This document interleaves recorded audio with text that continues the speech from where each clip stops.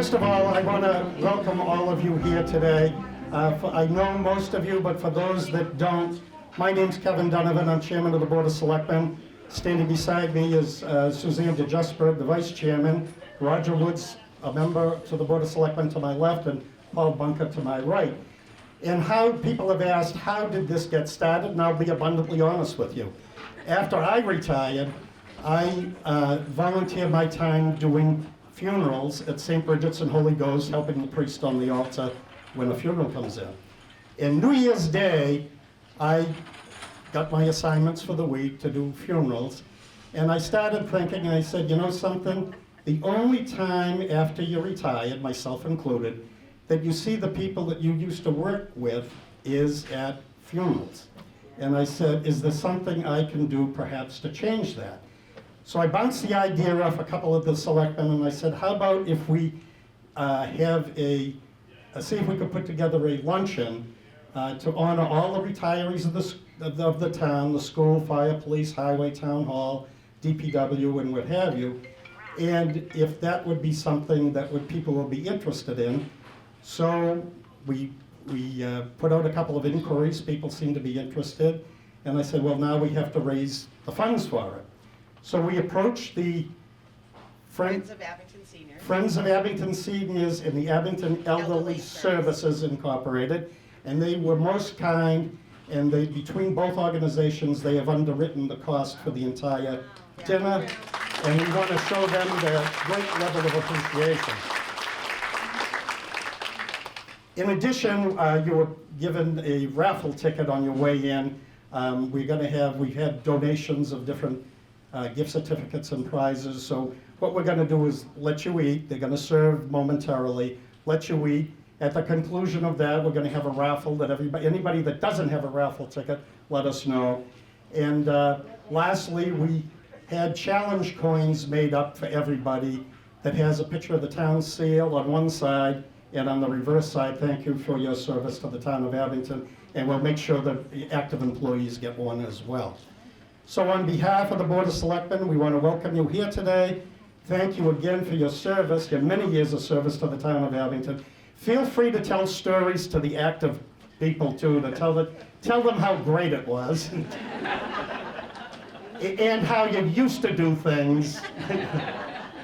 So again, thanks very much, folks. We're going to get started. If the caterer will begin to serve, talk amongst yourselves, and then we'll get going after that. So thank you again.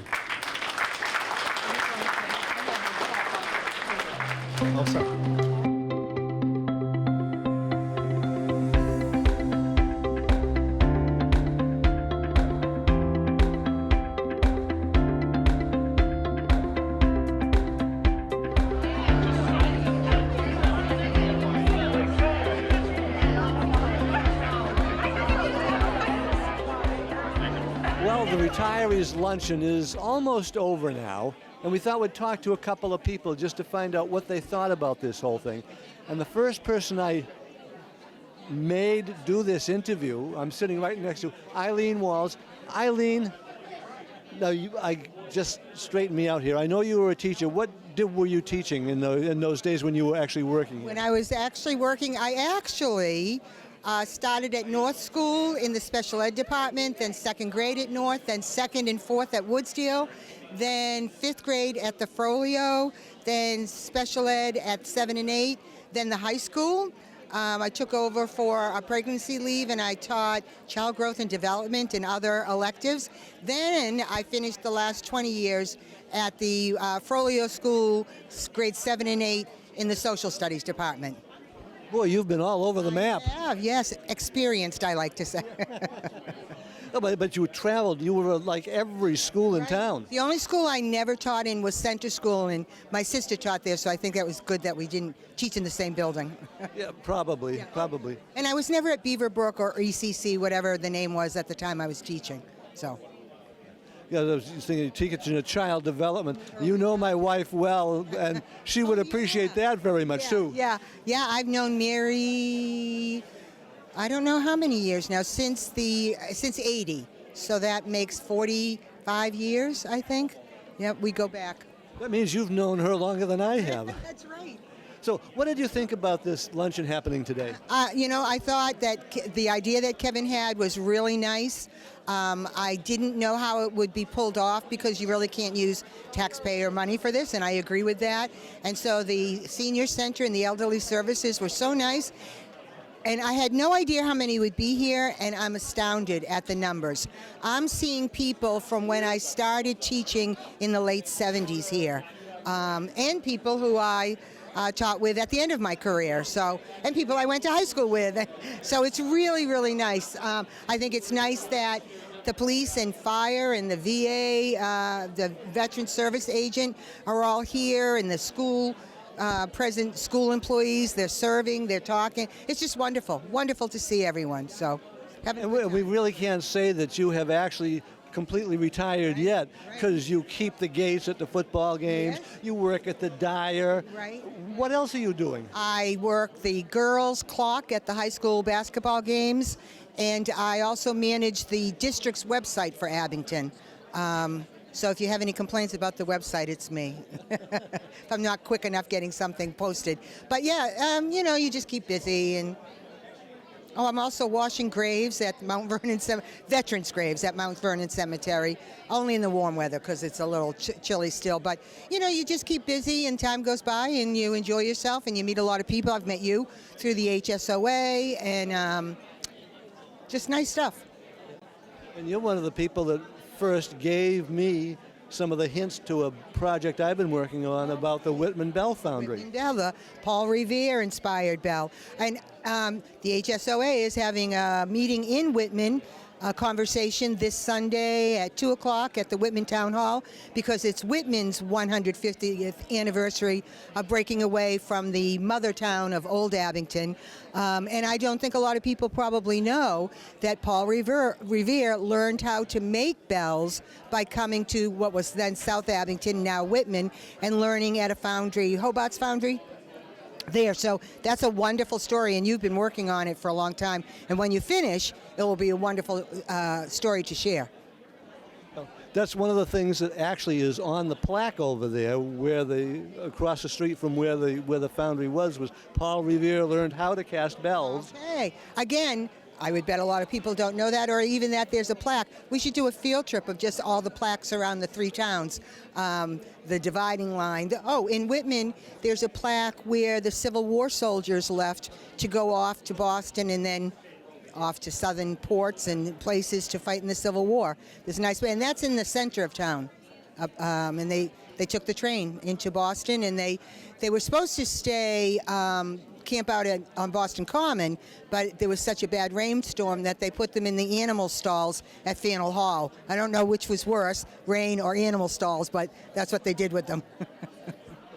More history from Eileen Walls, who works at the Dyer Library, which basically is a library of local history.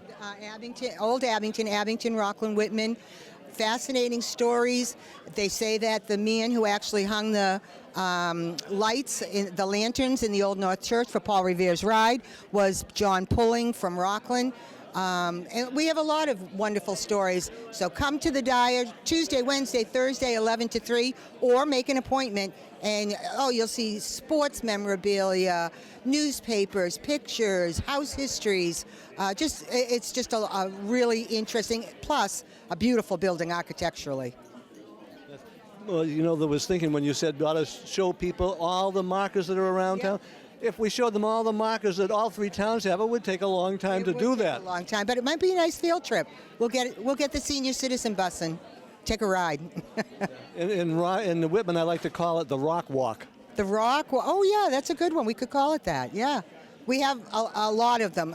I know more of the Whitman and Abington ones, but there have to be some in Rockland too. So. Okay, well, thank you so much, Eileen. We've given people an awful lot to listen to today. I know it. Yeah, just like when I was a teacher, an awful lot to listen to. So, okay. Thank you. Thank you so much. Okay.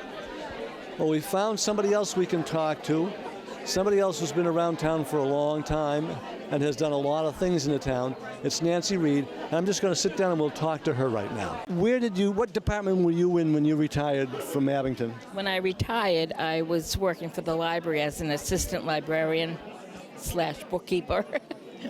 And I worked for the town. It has ended up for 33 years, but prior to that, I worked for 7 or 8 years in the kindergarten, and that was the best job I ever had.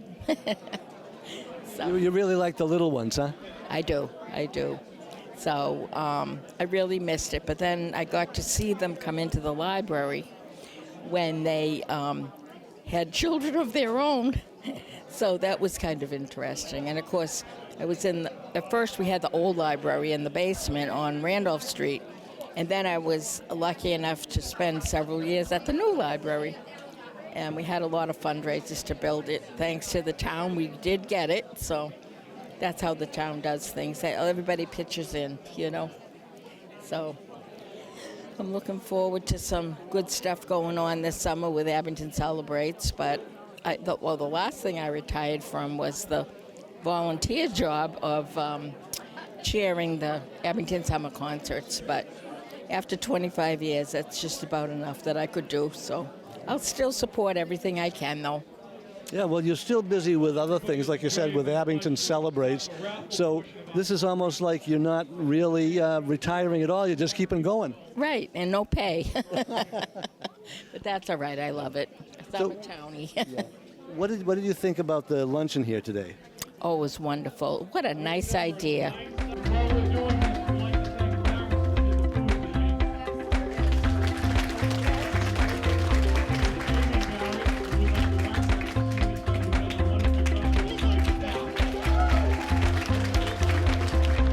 Well, we're now going to get a final word or two from Selectman Chair Kevin Donovan.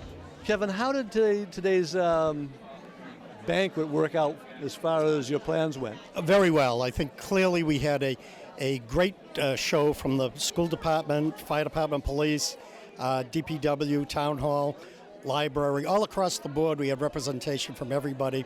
Very well received. People were very thankful to be able to get back together because after all, as I said in the beginning, once people retire, you kind of lose track, and here was a chance for them to come out and have lunch and sit down and reminisce on the old times. So as far as I'm concerned, it was a huge success, and we're thankful that they had a great time. And you have plans to make this a kind of a permanent thing. We hope to. Clearly, one of the two things we re-implemented when I became chairman actually was the 9/11 memorial, where we made it more of a community event, and we want to try and make this more of a community event. Thank you for the retirees. So we're hoping to do it on a yearly basis, yes. Well, you've got a good start because you had a couple of really good sponsors to pick up things just to initiate it. We did indeed, and thankful to, J.P. Ryan's, Lunch's Tavern, Martin's Bakery, to provide the gift certificates. So we did very well in that regard, and we're just hopeful that everybody had a great day today. So.